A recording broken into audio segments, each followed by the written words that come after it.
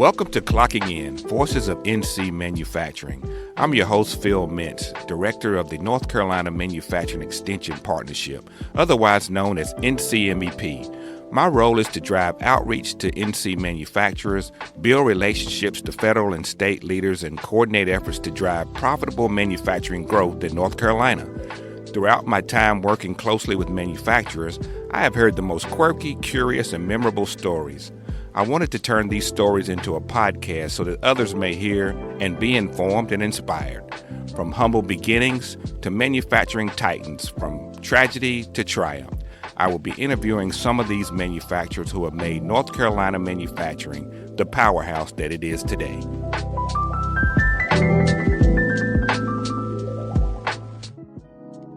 I think it's safe to say here at the beginning of 2025 that there is a bit of economic uncertainty as a new federal executive branch takes shape and establishes their policies. We're excited to have some help in sorting out some of the pieces we are seeing today as we welcome our good friend and the people's economist, Dr. Michael Walden. Dr. Walden is a William Niels Reynolds Professor Emeritus from North Carolina State University. He graduated from Cornell University in 1978 with a doctorate in philosophy, concentrating in consumer economics. While working at NC State University, Dr. Walden's role at NC State was composed of teaching, research, extension responsibilities, and consumer economics, economic outlook, and public policy. He is an accomplished author who has published 12 books and over 300 articles and reports. Dr. Walden continues to be active in publishing, including his biweekly column, You Decide, which is carried by over 40 newspapers in the state.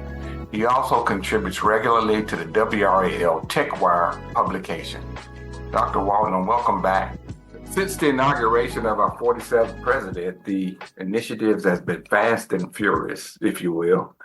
And it's all promoted to be in the name of economic growth. And so maybe it's too early to tell about some of these economic effects by these executive orders and deployments and things like that. But there's some really interesting things to talk about for sure. So let's start with something you wrote about the North Carolina economy recently in the WRAL TechWire. You wrote about how new technologies such as artificial intelligence will serve to transform the state's traditional powerhouses of textiles, tobacco, and technology. But you singled out textiles and apparel as ripe for some kind of a renaissance. Well, this is based on research I've looked at by people who are much more familiar with textiles and apparel than I am. But AI is going to be a game changer and pretty much in the entire economy. And I think with respect to textiles and apparel, one of the issues that those sectors have had to contend with over the last roughly 20 years is the fact that other countries have much lower labor costs than we do. That was really the reason for the migration of those industries to foreign countries, and we'll throw in furniture there also. But people who have looked at AI much more deeply than I have suggest that AI can offset some of that disadvantage in terms of labor cost, maybe not make our domestic textile industries fully cost competitive with foreign producers, but it'll cut the margin. And so there is some hope there. Now, and of course, textiles specifically, North Carolina State University, as I understand, is now the only university in the country that has a college of textiles. And I've kept in contact with those folks since retiring, and they're doing some amazing things in terms of fabrics, in terms of fashion. They teach their students how to manage efficiently textile operations. So, yeah, I think there is some reason to be optimistic about those two sectors that have been core for a long time in North Carolina's economy. Yeah, I mean, clearly one of the reasons why we don't do as much is because it's just so much cheaper to kind of make them overseas, right? Yes. And so maybe that'll help us get into the next area of like tariff policy.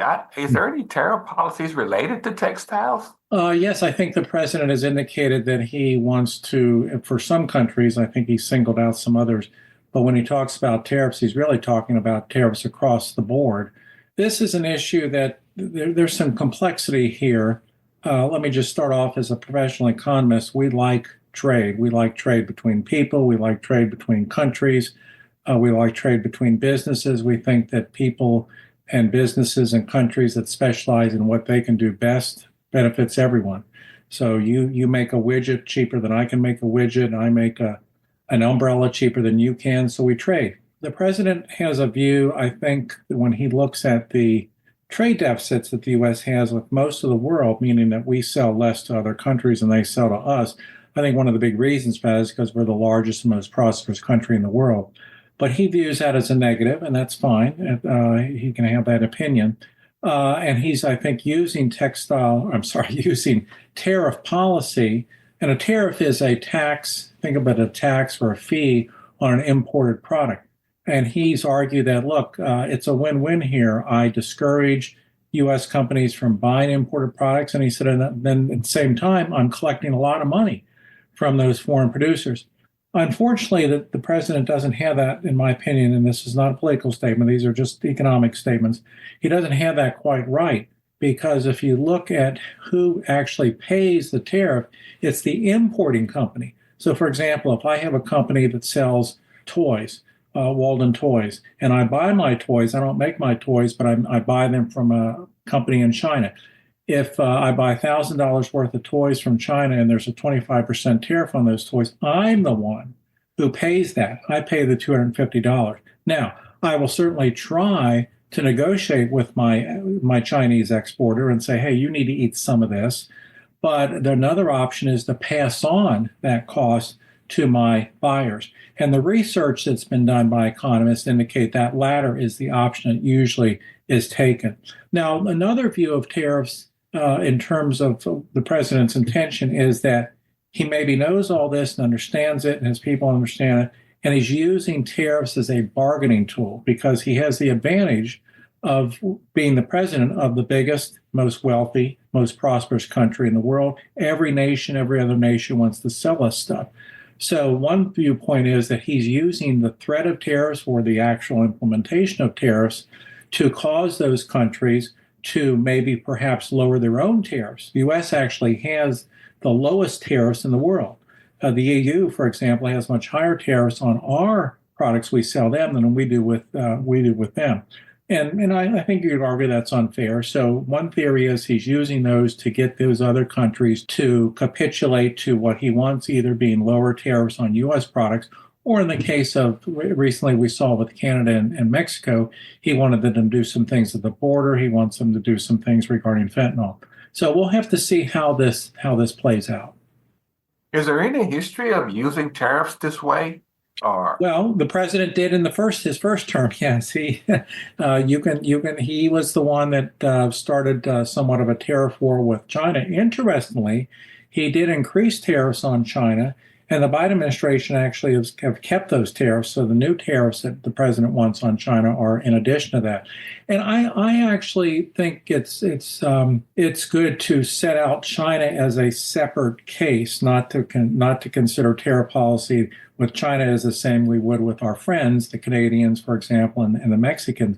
China is probably our strongest geopolitical competitor, and I think we have an interest in making sure that we aren't too dependent upon some of the things that China produces, like steel or computer chips, et cetera. The Biden administration took some measures to address the latter by subsidizing chip companies, and that's why we have one reason why we have Wolfspeed now in North Carolina. So I think China is a separate issue. Now, the president has argued that he will negotiate with President Xi. President Xi knows, I mean, Chinese economy right now is not in good shape. So they need our markets also to sell. So again, I'm of the mind right now, I could certainly change my mind, my viewpoint, but I'm of the mind right now that the Trump administration is using tariffs as a technique, as a tool in order to get a better environment for U.S. sellers in foreign markets, and then also to get a better situation vis-a-vis China. so, but are we prepared to take on some of the products that we just don't make here in the States at all? And you still have to buy it from overseas? Well, it depends on the product. Now, recently, the president just the other day imposed some tariffs on foreign-made steel and foreign-made aluminum. And if you look at steel, we make steel, obviously, and we have excess capacity in steel. So yes, we could ramp up our steel production. Now, there's some other things that we don't have that situation, and it would take some time. And I think the president also has a goal of having more things that are manufactured in this country. But the economic conditions have not been right for that. So this goes back, Phil, to your first question about textiles. Could we see a situation where U.S. textiles, and specifically North Carolina textiles, becomes more cost competitive? So that's where that answer comes in play, where some are optimistic that AI could narrow that cost margin, if you will, that China has with us. All right, so another big activity around policy today that could have an effect over time with the economy is the deportation efforts and the additional efforts to limit immigration. Is there any consensus thinking on how this will affect things going forward? Well, I think we have to break this into parts. Obviously, we as a country want people to come and bring their skills here to the country. We have I think that's in our history. And I think the Trump administration has said, yes, they want that. There are a lot of people that we rely upon who are already here, who brought their skills here. Technology area is a great place. I think the administration's viewpoint, we want them to come legally and know who they are. Now, in terms of people who are here and have criminal records, either in the U.S. or brought their criminal records with them, that appears to be the folks that right now the Trump administration is focusing on gathering up and deporting. People have different views on that, but my personal view would be that those are probably folks that we do not want to look at and see maybe they're not contributing to our economy. Now, beyond that, we do have foreign immigrants, many who have come legally, others who have come without documentation, who are key, absolutely key to our economy. And if you look at the industries where both documented immigrants and undocumented immigrants work, it's the top three that I've read are agriculture, construction, and healthcare. And so I think all of those would be susceptible to perhaps severe labor shortages if indeed the folks who are now working there, who perhaps for a variety of reasons did not get documentation, are deported. My forecast, my particular view, just my guess, is those folks will not be apprehended if they are here, even if they haven't done the legal way to be here. If they're here and they're working constructively, they're contributing to the economy, they don't have criminal records. My guess, total guess, is the deportation will not include them. But if it does, yes, then I mean, if for some reason it does, then yes, those industries that I mentioned, those three industries, could face some severe limitations. Yeah. Another thing is looking further into the economy related to the workforce. It's been a workforce challenge over the years that we've dealt with over time. Is there any indications that this challenge is shifting in some ways that can help the manufacturing industry? I mean, you mentioned that artificial intelligence is coming on board, and there are other things like EVs and clean technology. I mean, is the workforce challenge getting any better, and especially in light of things like less immigration? Well, if you look at North Carolina manufacturing, which I did recently, and compare where we are now in terms of production and employment versus, say, pre-pandemic, and I used the pre-pandemic year of 2019, nationally, manufacturing is actually higher now in terms of production than it was in 2019, and nationally, the workforce in manufacturing is higher than it was than 2019. This is not the case in North Carolina. We're pretty much we're down fairly noticeably in terms of employment. We're about on par in terms of production. Some of that, Phil, is if you go behind the scenes and you break out manufacturing into its different components, amazingly, some of it is still that we are in a transition away from textiles, tobacco, and furniture. I don't know that there's hope for tobacco because the incidence of smoking is still going down.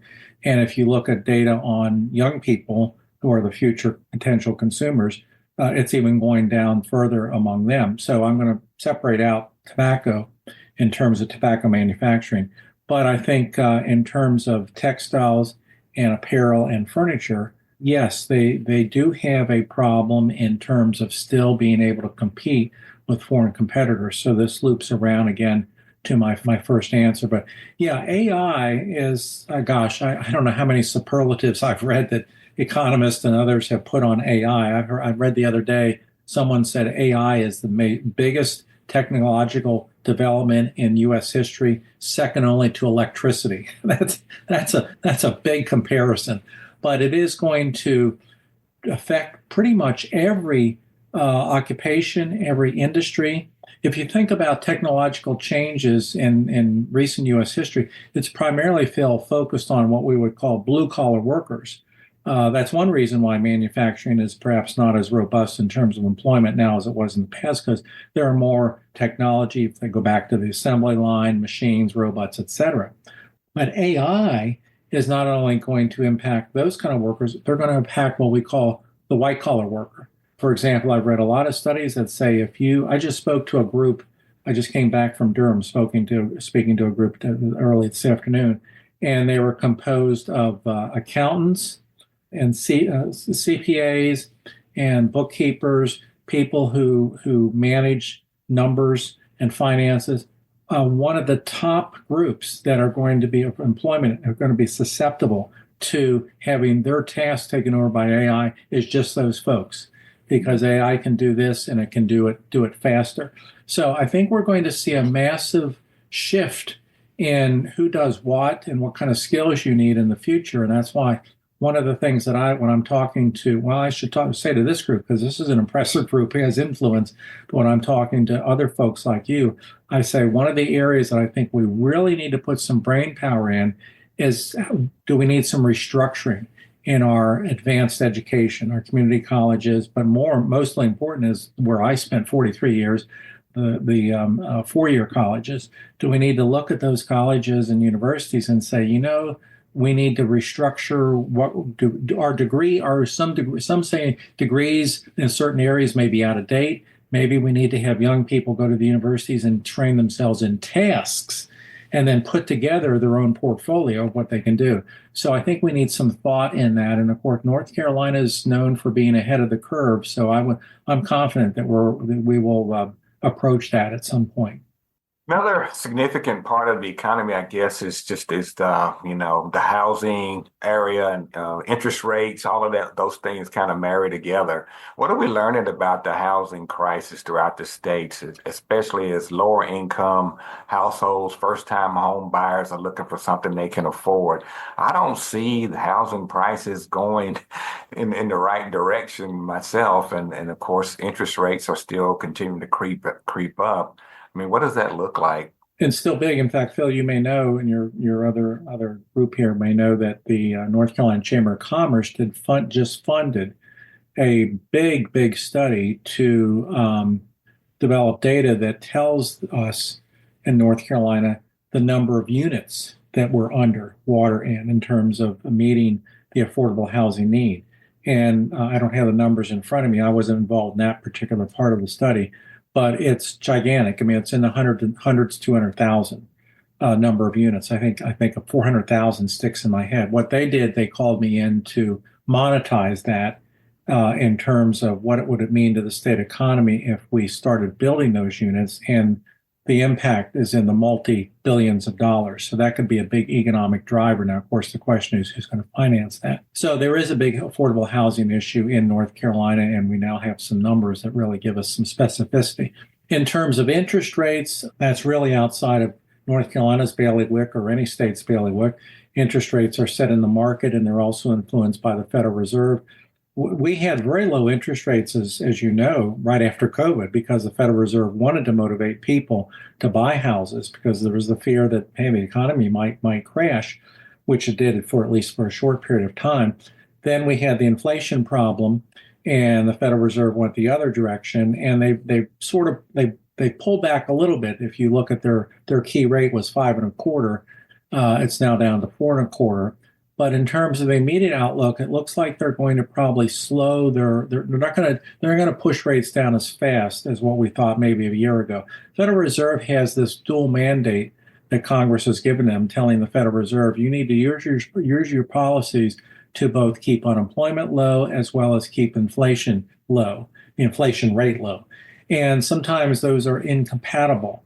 And the Federal Reserve, when COVID hit and we had massive unemployment, they were focused on enacting policies that would generate economic growth and cause the unemployment rate to go down. Then we had the explosion in inflation, and they shifted gears and they raised interest rates, which is where they've been for most of the last 4 or 5 years. So I do think there's some light at the end of the tunnel, and if I can use that phrase, in terms of somewhat lower interest rates later this year, but I don't think they're going to be massively lower. Just to give you an illustration, last year, at the end of last year, or actually mid-year last year, a lot of forecasts were saying that in 2025 we would see the Federal Reserve's key interest rate drop by 2 percentage points. Now it seems to be by 1 percentage point. So I think things will get better. Now, in terms of housing prices, that goes back to simple supply and demand. We have people moving into North Carolina. We are always each year either the top state or the second state. When we're second, we're only second to South Carolina. We're second to South Carolina in terms of what's called net in migration, which measures the number of people moving to North Carolina from other states minus the number that move out of North Carolina. It doesn't have anything to do with foreign immigration. And so we are massively attractive. People are coming here, and a lot of them want to go to the cities. And of course, there's limited space to build in the cities, and that's really what drives up housing prices. So I think a couple of things can be done there. One is to try to build as more, and where I live in Raleigh, in West Raleigh, and those of you who live in Raleigh, you see that the city council has been trying to change policy to encourage more buildings, particularly of multifamily. The other thing that could be done is maybe to look at some of the restrictions on how to build. Factory built homes tend to be cheaper than on-site built homes, but I don't think we're there yet in North Carolina. And the one third thing is that with remote work, and remote work is still with us. It's not as massive as it was during COVID, but it's about somewhere between 25 and 30%. At my meeting this afternoon, I was talking to a young lady who was a remote worker, and I asked her how she liked it. She loves it. The nice thing about remote work, it allows you, the worker, perhaps who works maybe their company's in Raleigh, but they could live in Goldsboro or they could live in Kinston, beautiful small towns. The housing is much, much cheaper. So there are some things on the horizon that I think could change that. But right now, that housing is certainly a massive issue. So is it going to be difficult to see kind of a break in the housing prices as long as you still kind of have inflation out there for all of the pieces and the parts to it? And is there any end in sight on that? Yeah, well, in terms of a break, and actually that's a good segue into another point I want to make. When people are upset about inflation, which they have been, and rightly so, a lot of people think, well, when the government gets this under control, whoever gets this under control, we're going to go back to the prices that we had before inflation took off. That is not going to happen. That is not going to happen. Unfortunately, if you look at the presidential campaign, and not getting political, but just giving you information, both now President Trump and then Vice President Harris promised in the campaign that if they were elected, they would push prices down. That is not going to happen. The main reason being that a big component of most prices, by big I mean somewhere between 25 and 30%, is wage rates, worker pay. Workers are not going to stand to have their pay go down, understandably. I think right now the Trump administration is sort of painting themselves in a corner because they promised lower prices. That's not going to happen. The best we can hope for is that the rate of increase of prices moderates, and it has, and that with that moderation, people's typical increase in salaries will keep pace with that. It hasn't been that way over the last 4 years, but we're getting close. So translated in terms of housing prices, no, historically housing prices have always gone up. And in fact, the only difference with that was the recession of 2008, 2010, which is called a variety of names, but economists refer to it as a Great Recession, when for the first time since the 1930s, we had housing prices going down. And that made a lot of people poorer because they lost their equity. So again, my hope is that we can see a moderation in the rate of increase in housing because maybe we do other things like building more housing, people take advantage of more remote work, maybe build housing cheaper with factory built components, et cetera. Those are the kinds of things we need to do to be able to build more housing and perhaps at those more affordable rates. Yeah, I mean, of course, there's a lot to get to when we have you on, but I again wanted to get to a couple of your books. Hmm. I know you do a lot of writing, and I think one of your most recent books, you wrote about what you saw happening after the recession, some of the things, the changes in the way we would do things and some of the way we would make things. My question to you was about, have you tracked kind of some of the things you projected in your book and kind of how much of that is starting to take shape? I'm not sure which book you're referring to, Read, Phil. it was like it was right, you wrote it right after the pandemic. I wrote a book called Relaunch. Yeah, Relaunch, that's the book. Okay. Yeah. That talked about some of the things I already talked about, remote work, how that could solve a lot of problems in terms of taking the pressure off housing prices. It would give parents more time with their children if they're working remotely. It would help in terms of pollution because we don't have as much commuting. I think that we sort of have tentative movement in that direction, but not massive movement. But I think it's all going to depend upon, there's so much pressure for people to go back into the office. And I'm not against that at all. But I think that there are benefits, big benefits from a remote work for based on the things that I've said. You can access lower cost housing, more time with children, less pollution, et cetera. So I guess to directly answer your question, Bill, no, I haven't seen that come forth by any stretch, in any big way, which doesn't necessarily disappoint me. I think it may be too early, but it's going to be interesting to see how this progresses in the future. I will say, just throw in as an extra here, one of the reasons that a lot of businesses say they want people back to work is they say, well, people are more productive at work. And I'm sure there are a lot of jobs like that, but I can find studies that just find just the opposite, that people are more productive at home because they're happier. They don't have to rush out, get out the door in the morning, et cetera. And one way that AI is going to play a role in this is AI is going to make that interaction with your colleagues, if you're all on different sites, even easier. So we will see if some of the things that I talked about, not necessarily predict, but talked about in that book, if we move closer to those in the next few years. On a lighter note, Mike, you also write what you refer to as economic thrillers. And a Yes. couple of us have spent some time reading through some of that. And Oh, good. You're the one that bought them. Thank you. Yeah, but I think it was very interesting the way you write whenever how you bring in kind of the local landmarks and things around the Hmm. state. I think the book I read, he actually started the book. It was a game at Cameron Indoor Stadium or something like that. Uh-huh. And the other thing that I like the way you write is that how you provide the teaching part of it, with the economics throughout the book. So, Right. but a question that came up is like, do you have more of those in the future? And what kinds of things are you thinking about writing about? Well, this is always fun for me to talk about, and I appreciate it, Phil, that you brought them up. This economic thriller series was conceived probably about 30 years when Mary and I were driving to see her sister in Charlottesville, and Mary was teaching. Mary taught elementary school for 30 some years. I taught at the university for over 40 years, and we were comparing notes about how difficult it is, the issues we were dealing with students. And one of the things I said to Mary is, I feel so bad assigning students these 600-page economics texts. I know they don't read them; they find them boring, and I get that. And we talked about maybe how to go around it, and that's literally how the idea of the economic thriller came about. The notion is take a section of economics that you're going to try to explain in this book, but you explain it almost as a secondary thing because the main thing that's going on is some sort of a thrilling adventure.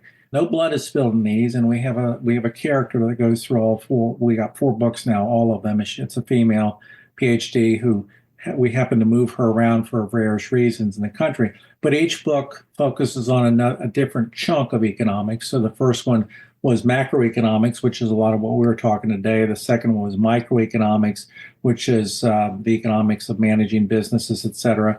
The third was about the financial system.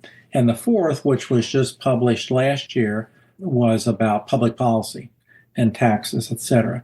And do I have more in the thought process here? Yes, we're thinking. All right. Mary and I talk about this. We're thinking of wanting to move our character internationally, maybe Paris to take a job with some agency there, and we'll bring in international economics, which we've not touched on. So we have fun doing them. We've got some folks who are loyal readers, and but we have a great time writing them. people always ask me, well, how do you do that with your wife? And I say, well, fairly easy. I write the chapter, the first chapter, I give it to her, she marks it up, I come back and we work it out. So Well, it's great it's a great that you do that. And I'm glad you actually took some time out again today to talk to us. We get to talk forever on these topics, and we really appreciate you taking we didn't time talk out about for us. baseball yet. I know Tom White. Yeah, I was going to ask you that finally question. And he said the Cincinnati Reds going to go back to the World Series this year. Absolutely. I say that every year, of course. But they've got a new manager, Terry Francona, who's one of the best managers in baseball. They made some trades, some deals. I don't know. People have the different visions, different opinions of him, but having grown up in Cincinnati, Pete Rose was someone that everyone idolized. And I think the Reds are going to wear his number 14 on their sleeve for the entire year. So, yeah, so I'm optimistic. I think kind of like football, people are looking for some new faces here lately. It's just always been the Dodgers and Yankees in the same name. So maybe it'd be nice to see the Reds do something for a change. Well, thank you. Oh, yeah. Well, thanks again, Dr. Walden, for joining us for one of our podcast episodes. And we hope that we can touch base with you again soon. Sure. Anytime. Thank you. Thank you, everyone. Thank you for joining today's Clocking In, Voices of NC Manufacturing. This podcast is brought to you by NC State's College of Engineering, the North Carolina Manufacturing Extension Partnership, and Industry Expansion Solutions. If you'd like to learn more about the solutions NCMEP offers, go to www.ncmep.org. Want to listen to previous Clocking In podcasts? Go to ncmep.org/clockingin.